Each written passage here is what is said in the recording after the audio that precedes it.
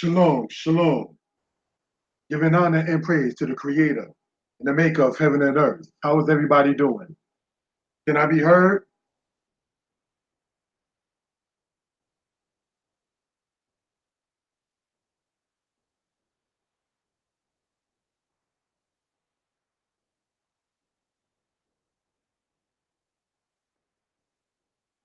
King, shalom.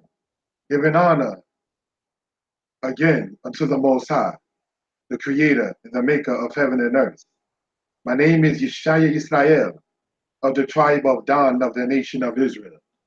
This particular teaching, I promise, I need Nishbat, I promise, is going to be short. It's not going to be long. And I can kind of tell that because, well, I'm actually waiting for my little one to come through. So I know it's not going to be a long one. But nonetheless, brothers and sisters, what we want to talk about in this short presentation, all right, is why learn Hebrew and can it help? The answer to that we want to state emphatically is Cain. You know, the word Cain, said by some as Khan, but we're going to explain that in another time, right? That particular word, brothers and sisters, means yes or so. When we say so, like it is so, like so it is, you know, that kind of so. You understand? So, if there's any questions concerning what we're talking about, please feel free, brothers and sisters, to sit there and comment concerning what we're talking about, and so forth and so on. All right? The weather is warmer in this particular aspect, and this week, not to be too personal, I'm actually not flying away from New York, but rather my little one is coming up north, still en route. Okay, so let's go on, brothers and sisters. We want to state that language is the method of human communication, either spoken or written, consisting of the use of words in a structured and conventional way. Now, that's one definition that I gained from online about the word language. Another one is as follows: a system of communication used by a particular country or community. Now, we say, brothers and sisters, that we are community, you know, the community, the Israelite community, and so forth and so on, right? But what we want to point out, brothers and sisters, is that if we are a community, then we have a language. And what a language is a system of communication. Now, periodically, I spoke about the lack of communication that we have as a people, but that can't be faulted to the language itself. Because if you're a person who's not about communicating, it doesn't matter how many languages you know if you're not about communicating. You understand? So, this is something we want to point out for edification purposes. All right? How's everybody doing inside of the chat room? Everybody's good? Again, we want to state what language is. It's the method of human communication, either spoken or written. Now, most cases we're learning the language first by what we read, because we didn't learn it from birth in most cases. You understand? Which is not a bad thing. It's just the opposite way of how, say, children learn the language by just hearing it and by just hearing it. This is how you have people who can speak a language yet are illiterate. They don't know how to read it or write it. And there are some languages that are still don't have any written form. You understand? But Hebrew, however, does happen to have a written form. You will find that when you're dealing with the aspect, brothers and sisters, say in this case, like with Hebrew, and your co-workers, your friends, in certain cases, certainly your associates, they will sit back and ask questions such as, "Oh wow, you speak that?" And those who may not be of the same people of such will sit there and say, "Well, why do you speak it? You speak Hebrew?" I remember being asked that myself. You speak Hebrew? And I remember one time I was working inside of a marketing company, and word got around, quote unquote, word got around that I was speaking Hebrew, that I spoke. You understand? So people were asking me questions like, is it Rakob Atagar? And I just said Jamaica, New York. They was basically asking me like, what street do I live on? You know, and they're like, oh my God, I just couldn't believe it. So, you know, And the reason why in certain cases it could be unbelieved is because many people don't study it. So what we want to do, speaking about language being a communication used by a community, we want to show the importance of such. Next slide. The Lakish Ashtakar. An ashtakan is a piece of broken pottery used as a writing surface. Now, we already explained, all right, that the aspect of language in part is writing, right? These ashtakan are named for the city of Lachish where they were found. They seem to have been written just before the Babylonian captivity, in the days before Nebuchadnezzar's troops conquered Lachish and the rest of Judah.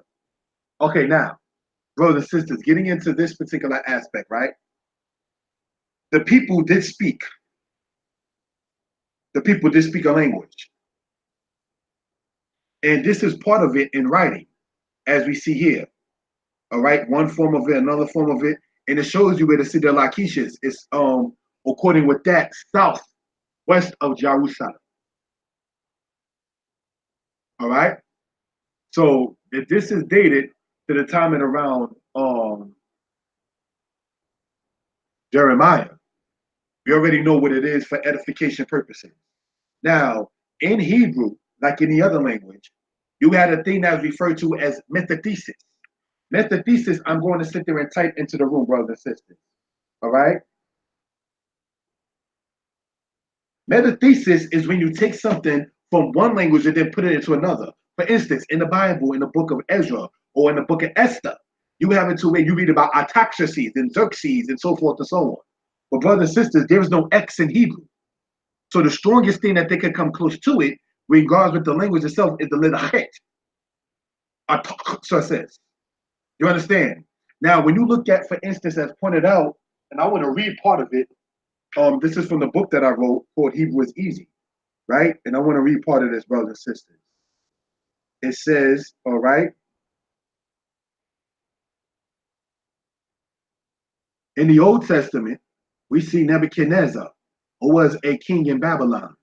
His Babylonian name was Nebuchadnezzar.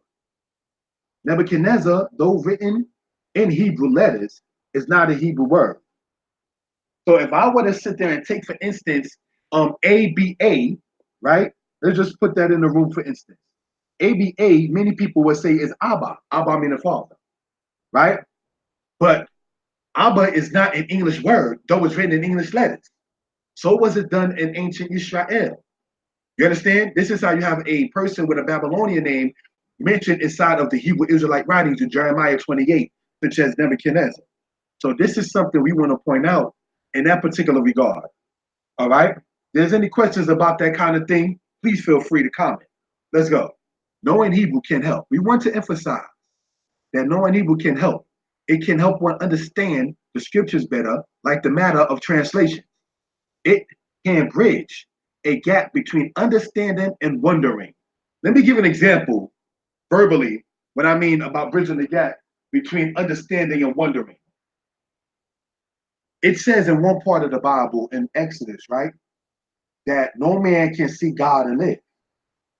Then it says also that the children of Israel saw the God of Israel and they sat down and ate. But if you don't understand what it says from the aspect of the language, it says no man can see the panim of the Most High. That is to say the countenance of the Most High. That is to say the presence of the Most High. So everything that you see that is said, oh, this must be the God of Elohim Israel. The God of Israel is not what is the God of Israel, because he said no man can see his panim and live. So this is something, brothers and sisters, that we want to sit there and point out for edification purposes. The distinction in the linguistics and about how it can sit there and show the difference between understanding something and wondering about something. All right? So, brothers and sisters, another part, for instance, when you read about Saul in the Bible, Saul, as we know, he committed suicide. You understand? Now, when you go, for instance, in the book of Samuel, it says that the Philistines smote Saul. But if you understand when it says the Philistines smote him, it's not talking about he smote him to death. It uses the root word hikah. The root word hikah means to strike. Now, this is what we want to point out for edification purposes, because they say when you read, for instance, brothers and sisters say and about the Philistines smiting Saul, they would say, well, that must have meant that Saul was killed by them, but such was not the case. Saul had committed suicide. So that's the difference between hit, which means to inflict death on oneself, or hit qatal, which means to assassinate or slay oneself, the reflexive aspect, and the word hikha, which means to hit or to strike. So there's a difference between the two in that particular regard. Now, when you read, for instance, whether or not Aaron in the Bible died in Mount Hor, or did Aaron die in Mosera, as it says in the book of Numbers 33. The word Mosera, that's why linguistics is important. The word Mosera, brothers and sisters, means punishment. So the Israelites, they named the lands in the Sinai according to what they chose to name it for a particular reason. Just like it says in Psalms about the Hamites, when it says that they named the land according to their own selves. So did the house of Israel name the land according to their own selves in their own situation. So when you read in Numbers 33 that Aaron died in Mosera, that's not a contradiction. Where it says in another part that he died in Mount Hor, it's the same place named by the same people for two different names. That's what we want to point out for edification purposes. You understand? So it can also give a clearer meaning as far as what the scriptures is talking about. You understand? Give an example. In Genesis chapter 42 and Genesis chapter 41, it says that Patipera he was called the Rosh Tabachim. Tabak, brothers and sisters, means to slay. So the chief executioner was Potiphar. So now you can see what that's going down with the baker and the butler. Pardon me, the baker and the butler in the situation that happened with Joseph. The chief executioner is who Joseph was delivered into as far as that person being Potiphar. So these are things that we want to point out for edification purposes. And of course, getting back into the aspect of metathesis, brothers and sisters, what the Egyptians referred to as the Yaor, pardon me, what the Egyptians referred to as the Iteru, the Israelites referred to as the Yaor. And the Greeks later on called it the Nile. So what was called, brothers and sisters, the land of Ainu by the ancient Egyptians was called the land of On by the Hebrews. And it was called the city of Heliopolis by the Greeks. Do you understand? What the Egyptians referred to, brothers and sisters, as Menopher, the children of Israel referred to it as Noph. The Greeks later on referred to it as Memphis. So these are things we want to point out in that particular regard. So when you're dealing with different nations and languages and people, we got to remember Joseph's brothers knew Hebrew, but they didn't know that the Lord of the land knew it. Because it says there was a melit, or an interpreter, between Joseph and his brother. So language we want to point out is important. Psalms 114 is where it said the children of Israel came out of Egypt from a people of strange language. That's in Psalms 114. You understand? So some brothers and sisters may try to say that the language is not important, but you can't then sit there and say that and then have to be the same people to tell your mom, your dad, your brother, or your sister, even some coworkers, I'd rather be called such and such. Now, I want to point out, Hebrew is different, but it's not difficult. I advise, learn the vocabulary that you're used to using every day in English, and it will come easier to you. So my point is, how can it be helpful and beneficial? If you are into sewing, you're going to want to know the word tapar, which means to sew. You're going to want to know, brothers and sisters, the word for the different colors. Kakol being blue, Tekelet being light blue, Edom being red, Laban being white, Shakor being black, Aragaman being purple, Tapuz being orange.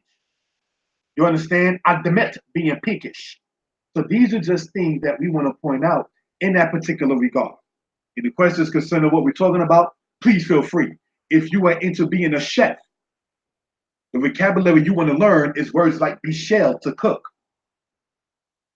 ish, fire, mitabach, kitchen, sakin, knife, mazleg, fork, kaf, spoon, marakeshet, frying pan, mazon, food, akal, to eat, hazim, to feed. See, if you're already into being a chef, those words will come quicker to you, and then you can build sentences and by default, you're already communicating. That's very important. So this is why I point out, like in a book that I wrote called Hebrew is Easy, that is not difficult. It's different. Oh yeah, it's different, but it's not difficult. You understand? So next slide, please. Now, 8 laharog, a time to kill,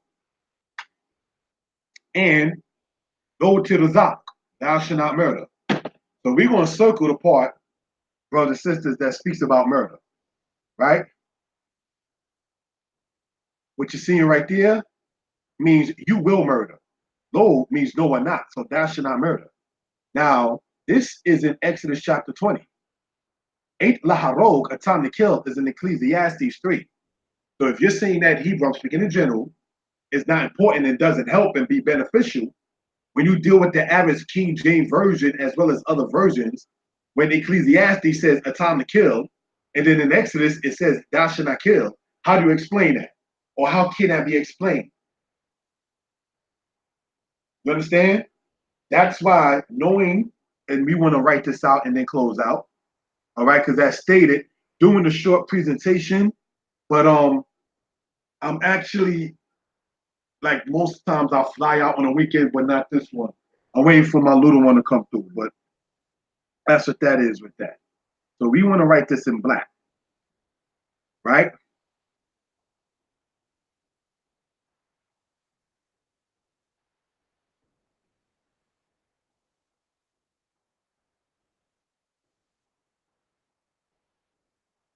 Razak. The word razak means to murder, all right?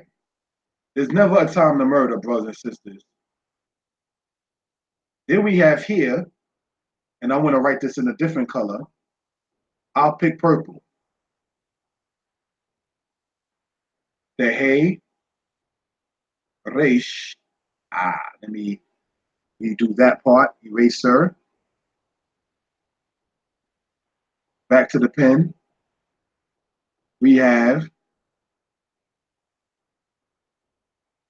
harag, which means kill. So we already know there's a difference between kill and murder, but the standard Bibles don't make that distinction between Exodus 20 and Ecclesiastes 3. So there's never a time to murder. There is a time to kill. Like in war, the people who go out to war, it's kind of hard to be murdered in a war, brothers and sisters, because if you're not part of that war, you need not be around when the war is at. You understand? So just want to point that out for edification purposes. All right? Are there any questions or comments concerning what we've gone over? Just wanted to drop this very short lesson, brothers and sisters, and it's not, as stated, going to be long. It wasn't long. We're about to conclude out in about a minute, but I just wanted, brothers and sisters, to present this to the people about the aspect of the importance of it, and yes, how it is and how it can be beneficial, and what metathesis is. You understand? In the description of this, I'm going to put the reason why we deal with what's referred to as nikodot or vowels. All right? So with that, brothers, we're going to close out, giving honor and praise to the Creator. Good night. Shalom. Short class.